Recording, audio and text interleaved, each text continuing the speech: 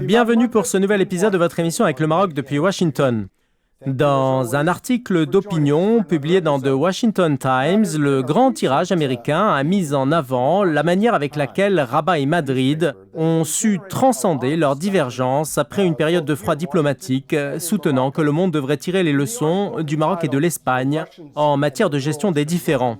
Évoquant en particulier le dossier du Sahara marocain, l'auteur de l'article a expliqué que le Maroc continue de soutenir les efforts du secrétaire général de l'ONU et reste attaché à une solution politique authentique et pragmatique dans le cadre de l'initiative d'autonomie. Le Maroc a proposé un compromis raisonnable qui accorde l'autonomie aux populations du Sahara tout en préservant sa souveraineté. Il s'agit d'une admirable démonstration de bonne diplomatie à l'ancienne, a encore relevé la publication américaine, mettant en avant les derniers développement des relations entre le Maroc et l'Espagne à la lumière du message adressé au roi Mohamed VI par le président du gouvernement espagnol Pedro Sánchez. Pour le chroniqueur du Washington Times, Rabat et Madrid amorcent ainsi une nouvelle ère dans leurs relations diplomatiques, étant convaincus de l'importance du respect de la stabilité et de l'intégrité territoriale de leurs États-nations respectifs. Pour discuter de ce sujet, j'ai le plaisir d'accueillir aujourd'hui l'auteur de cet article afin de mettre un coup de projecteur avec lui sur l'évolution du dossier du Sahara, marqué par un soutien international croissant au plan d'autonomie du Maroc. Notre invité est Tim Constantine, chroniqueur du Washington Times et présentateur de l'émission nationale de Capitol Hill Show qui traite des questions du Congrès américain. Mais avant d'entamer le débat avec notre invité, nous commencerons comme à l'accoutumée avec notre chroniqueur J.D. Gordon. J.D., au cours des derniers mois, il est clair qu'il y a eu un soutien international croissant à la position du Maroc sur la question du Sahara. Pensez-vous que les derniers événements internationaux ont permis de changer le regard de l'Europe, des États-Unis et des Nations Unies sur cette question? Et si oui, comment? Je pense que oui, Adam. En fait, les puissances internationales sont actuellement très préoccupées par d'autres événements tels que la guerre en Ukraine. Les États-Unis, l'Union européenne et les Nations unies tentent de faire des efforts unifiés en vue d'isoler la Russie par des sanctions économiques et diplomatiques. Je pense que la Russie, qui est l'un des pays qui ont prêté main forte à l'Algérie pendant de nombreuses années, est complètement occupée actuellement et ne pourra pas aider l'Algérie de manière substantielle, ce qui nuira au Polisario. En outre, la pandémie de Covid-19 et les fermetures qui en ont résulté au cours des 2 dernières années ont incité l'économie mondiale à tenter de se redresser aujourd'hui. Par conséquent, la dernière chose que les gens voudraient en ce moment est d'essayer de changer le statu quo pour le Maroc pendant que tout le monde essaie de se remettre de la pandémie. À l'échelle régionale, de nombreux acteurs s'inquiètent en ce qui concerne le sujet de l'Iran. Les États-Unis tentent de revenir à l'accord sur le nucléaire iranien. Cela a aliéné nos alliés comme l'Arabie saoudite, les Émirats arabes unis et Israël. Par conséquent, les partis qui essayaient de changer le statu quo sont actuellement occupés par d'autres questions. Merci Judy pour ces éclaircissements utiles. Je me tourne à présent vers vous, Tim, et j'aimerais connaître les raisons qui vous ont poussé à écrire cet article, car la question du Sahara marocain n'intéresse peut-être pas beaucoup de lecteurs aux États-Unis. Pourquoi avez-vous ressenti le besoin d'écrire sur ce sujet? Sure. I think there's 2 things that were really the catalyst for it. One is when you look at Je pense qu'il y a 2 facteurs qui m'ont poussé à écrire à propos de ce sujet. Lorsque l'on regarde la situation entre la Russie et l'Ukraine et les réactions à travers le monde, on constate une anxiété quand il y a une guerre. Mais lorsqu'on a recours aux canaux de communication, là la différence est garantie. De nos jours, on remarque vraiment un manque de civilité. C'est pourquoi je suis admirablement surpris par les pratiques de la diplomatie marocaine. J'y trouve une stratégie pertinente qui n'est pas fréquente aujourd'hui.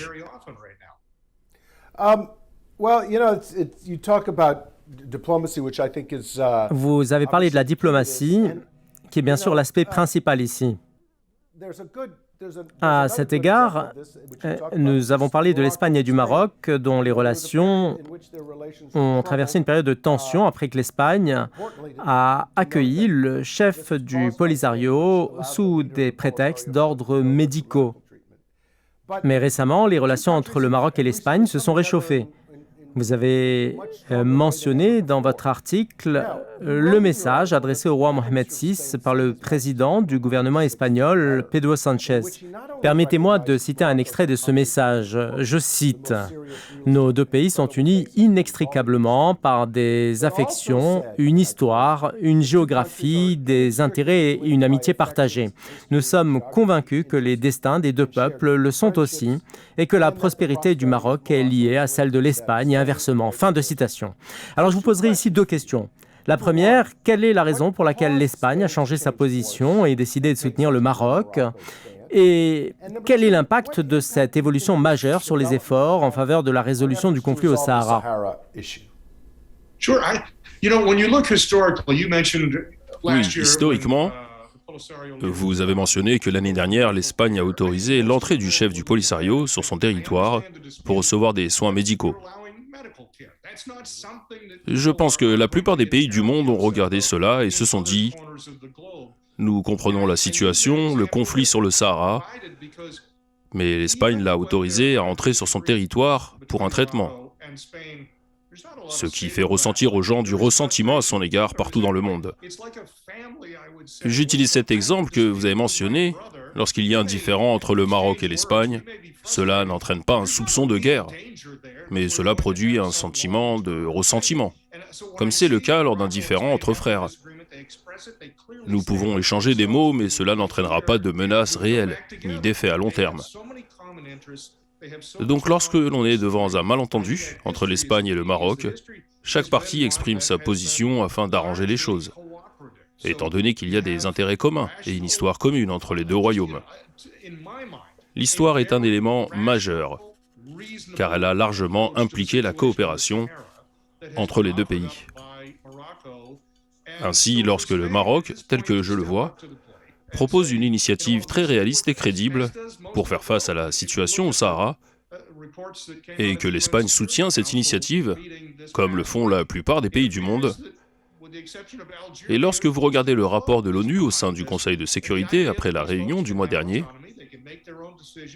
vous constaterez qu'à l'exception de l'Algérie, la plupart des pays du monde soutiennent le plan d'autonomie marocain, qui répond aux aspirations de la population des provinces du Sud sous la souveraineté du Maroc. Il n'y a pas de meilleur plan que celui-là, et je ne connais pas de plan plus clair et plus réaliste. Parfois, une partie comme l'Algérie préfère saper ce processus, mais je n'ai jamais entendu l'Algérie parler d'une initiative raisonnable. Donc, si vous me demandez quel sera l'effet de tout cela, je dirais que c'est une bonne chose, et que cela encouragera d'autres pays à soutenir ouvertement le soutien de plans d'autonomie marocain. Vous avez évoqué le rapport de l'envoyé du secrétaire général de l'ONU présenté au Conseil de sécurité le mois dernier. Je voudrais y revenir. L'envoyé de l'ONU a donc informé le Conseil de sécurité après sa première visite dans la région. Il a fait l'éloge de l'Espagne, qui a apporté son soutien au plan d'autonomie marocain, puis il a annoncé un plan d'action qui s'étendra dans la région dans le futur proche. L'Algérie et le Polisario se sont toujours opposés à toute tentative de reprise des tables rondes. Je voudrais que vous nous expliquiez ici pourquoi, selon vous, l'Algérie et le Polisario continuent de défier la volonté de la communauté internationale sur cette question du Sahara. Écoutez, il n'y a aucune logique là-dedans. L'Algérie ne présente aucune initiative raisonnable autour de laquelle le monde entier puisse se rassembler. Vous pouvez avoir un point de vue différent, mais la seule façon de résoudre ce problème est de s'asseoir à la table des négociations pour discuter. Mais quand l'Algérie annonce son intention de ne pas s'asseoir à la table des négociations, Et quand le Polisario fait de même, cela signifie une chose, le refus de trouver une solution à ce problème.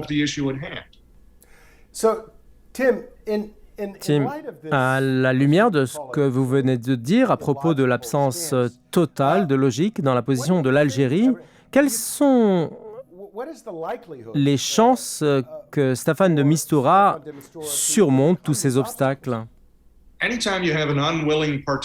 Dans toute situation où l'une des parties ne veut pas participer au processus diplomatique, il faut trouver des incitations pour encourager cette partie à s'asseoir à la table des négociations et s'engager dans les discussions. Alors certes, il y a des choses que l'Algérie voudrait apporter d'autres parties dans le monde, d'autant plus que la Russie, en tant qu'amie de l'Algérie, est occupée avec d'autres choses qui se passent en ce moment. Par conséquent, les Nations Unies et les pays occidentaux ont certainement une chance de tordre un peu le bras de l'Algérie. Et par là, je ne veux pas dire à travers la violence, mais en trouvant des moyens d'encourager l'Algérie pour s'asseoir à la table des négociations. L'ONU tarde parfois à arriver à une telle conclusion, mais certains pays comme les États-Unis, l'Espagne ou d'autres pays européens peuvent l'évoquer indépendamment de l'ONU. Ceci afin d'inciter l'Algérie à participer aux discussions autour de la table des négociations. Si cela ne se produit pas, et qu'aucun pays leader ne propose quelque chose pour encourager l'Algérie à participer, cette question finira par stagner. Bien, nous allons maintenant faire une courte pause avant de poursuivre sur le sujet qui nous intéresse aujourd'hui, à savoir les derniers développements diplomatiques sur la question du Sahara et l'article de notre invité, Tim Constantine, publié dans le Washington Times. Restez avec nous, on se retrouve dans quelques minutes.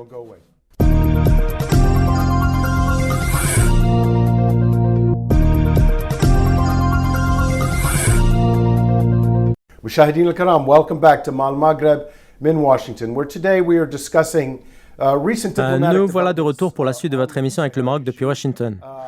Pour ceux qui nous rejoignent, notre sujet porte aujourd'hui sur les derniers développements diplomatiques sur la question du Sahara et sur l'article de notre invité, Tim Constantine, publié dans le Washington Times concernant la diplomatie marocaine. Je me tourne vers notre chroniqueur Judy Gordon. Le 23 avril, les Français ont réélu Emmanuel Macron à la présidence de la République française. C'est un événement important car la France, qui entretient pourtant de bonnes relations avec le Maroc, n'a pas pris de position aussi audacieuse que l'Allemagne ou l'Espagne sur cette question de la souveraineté du Maroc sur son Sahara. Judy, je voudrais vous demander, pensez-vous que la France pourrait changer de position maintenant que le président Macron ne subit plus aucune pression électorale? Et pensez-vous que les facteurs qui empêchent la France de prendre une position claire ont évolué sur cette question?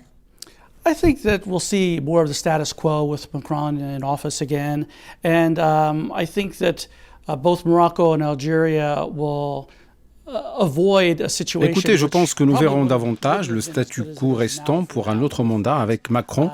Je pense également que la France essaie de gérer un équilibre embarrassant entre le Maroc et l'Algérie, car la France accueille des citoyens qui travaillent, des citoyens des deux pays. La France ne veut pas soutenir l'un par rapport à l'autre, de sorte que cela conduise à des affrontements entre les citoyens des deux pays dans les rues de Paris autour de la question du Sahara. On verra donc un maintien du statu quo, car l'Algérie est une source d'énergie majeure.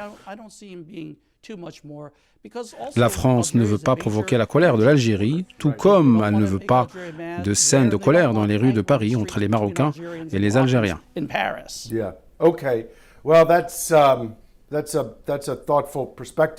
Merci, Judy, pour ces précisions.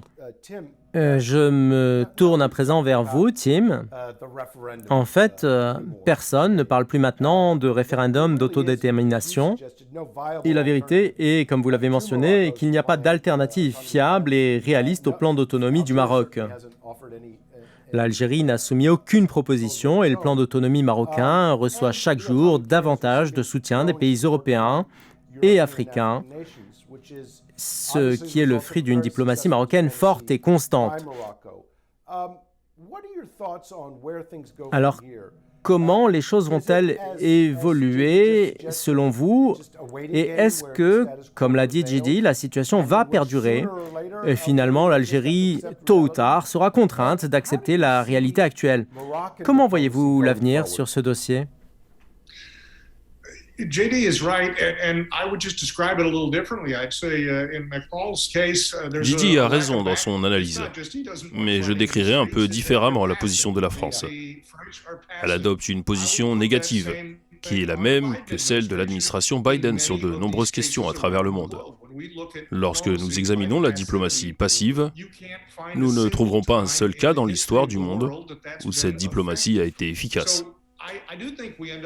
Je pense donc que nous continuerons à maintenir la situation telle qu'elle est, à moins que les dirigeants des pays agissent réellement en tant que vrais dirigeants et prennent des positions de vrai leadership en encourageant certaines actions. Car à moins qu'ils ne le fassent, rien ne changera.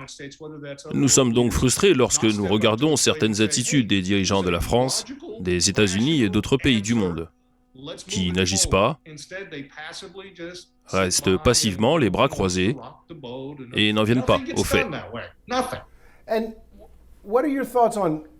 Et selon vous, qu'est-ce qui empêche des dirigeants comme Joe Biden ou Emmanuel Macron de bouger? Est-ce des considérations politiques internes? Ce qui, à mon avis, n'est pas le cas aux États-Unis. I'll be far more blunt than that. I'll say it's poor leadership skill. Je serais plus franc que cela, et je dirais que cela constitue un manque de décision. Lorsque Joe Biden était vice-président de Barack Obama, il était la seule personne à s'opposer à l'idée que les États-Unis prennent d'assaut le siège de Ben Laden. Joe Biden est inhabituellement négatif sur ces questions, et même lorsqu'il s'agit d'un homme qui a commis les crimes les plus odieux contre les États-Unis durant toute son histoire. Joe Biden n'était pas favorable à l'idée d'un raid américain sur le siège de Ben Laden au Pakistan. Je ne trouve aucune trace de Joe Biden agissant efficacement, que ce soit en Afghanistan, ni face à l'agression de l'Iran, ni en Russie pour négocier au nom des États-Unis sur l'accord du nucléaire iranien. Si vous écrivez une mauvaise scène comique basée sur les pratiques de la politique internationale, vous pouvez aisément utiliser le texte que l'administration Biden a actuellement suivi dans le traitement des affaires internationales. Et si l'on regarde les répercussions de cela sur le Maroc, je pense que ce qui se passe représente une absence de décision sage et constitue un vide à part entière dans la politique de l'administration Biden. You know, it's interesting you bring up the Osama bin Laden example, which, you know, when Obama ordered... Ce que vous avez mentionné à propos d'Oussama Ben Laden est un angle intéressant et très important. Quand Obama a donné l'ordre d'attaquer à Abbottabad, il a consulté ses conseillers et tous ont pleinement soutenu l'attaque, à l'exception de Joe Biden, comme vous l'avez dit, qui a exprimé des réserves. Cela m'a rappelé la position à l'égard du Polisario. Celui-ci reçoit un grand soutien de l'Iran et est considéré comme un incubateur de combattants et de terroristes. L'Iran est l'épicentre du terrorisme et de l'instabilité dans la région. Cependant, on constate que les États-Unis sont réticents à désigner le Polisario comme une organisation terroriste ou même à prendre fermement position contre lui. Pensez-vous que cela puisse changer?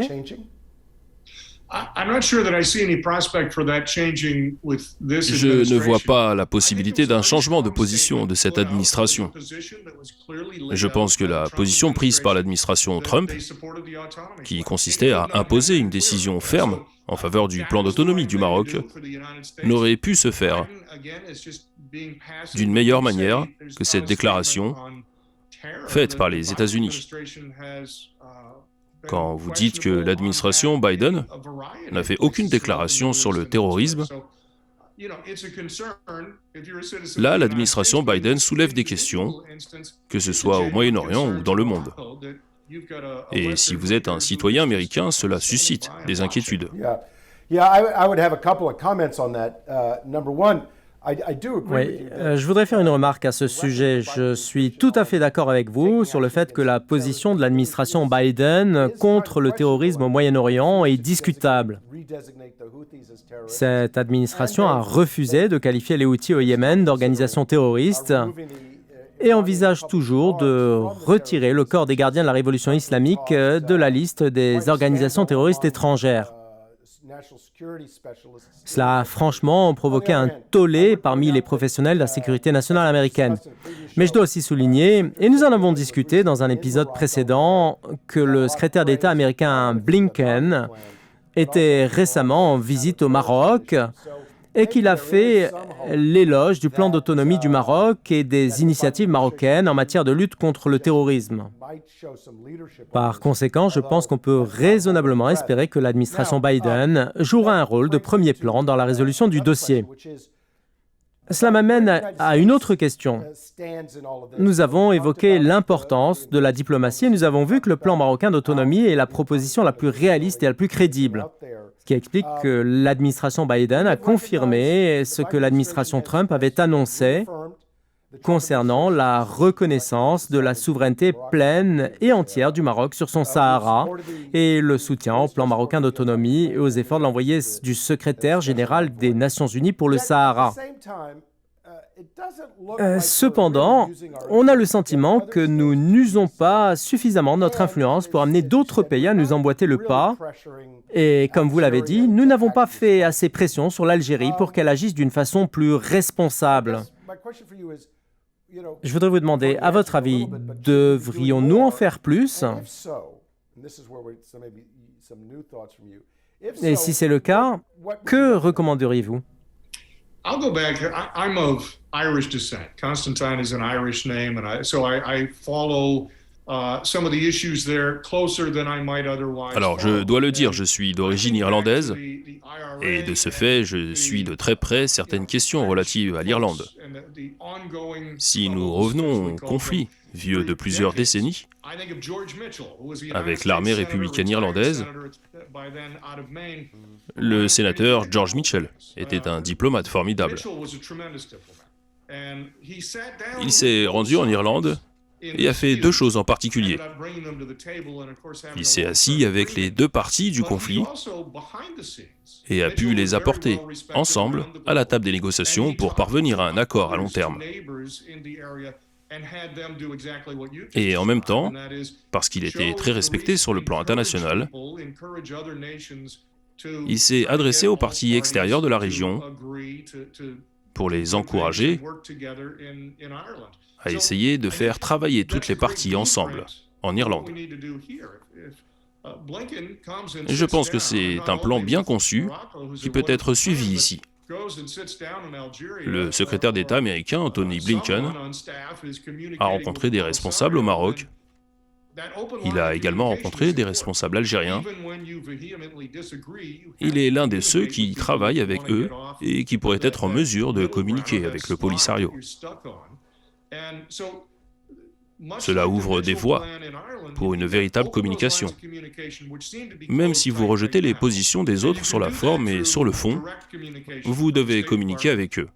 Si vous êtes prêt à trouver un terrain d'entente, et comme Mitchell l'a fait en Irlande, les lignes de communication doivent être ouvertes. Elles sont malheureusement complètement fermées pour le moment. Mais cela peut se faire en menant des contacts directs menés par le département d'État américain, en utilisant l'influence américaine pour inciter les pays voisins à encourager l'Algérie à se mobiliser. Well, Tim, those are really helpful ideas and I think interesting thoughts. Bien, Tim, je vous remercie pour ces excellentes idées et je voudrais souligner, comme vous l'avez dit, que les États-Unis pourraient certainement en faire plus. Je pense qu'il est important de reconnaître les efforts du Maroc pour ramener d'autres pays à se réunir autour de sa position et pour voir la question sous un angle beaucoup plus large. Comme nous l'avons dit dans cet épisode, il reste encore des efforts à fournir. Beaucoup de pays influents manquent encore de clarté sur la question du Sahara, comme le roi Mohamed VI l'a souligné dans l'un de ses discours. Peut-être que l'idée d'un envoyé spécial de l'ONU dans la région est une bonne idée. Il y en a aussi pour la région des Grands Lacs et pour le conflit en Éthiopie. Les Nations Unies désignent des envoyés spéciaux pour un certain nombre d'autres problèmes régionaux. Mais ce serait peut-être aussi une bonne chose si nous avions un envoyé spécial américain pour la question du Sahara, afin de soutenir les efforts de Staffan de Mistura et de pousser l'Algérie à accepter la réalité. Je tiens à remercier notre chroniqueur J.D. Gordon. Merci également à notre invité, Tim Constantine. Merci à vous pour votre attention et rendez-vous la semaine prochaine. À bientôt.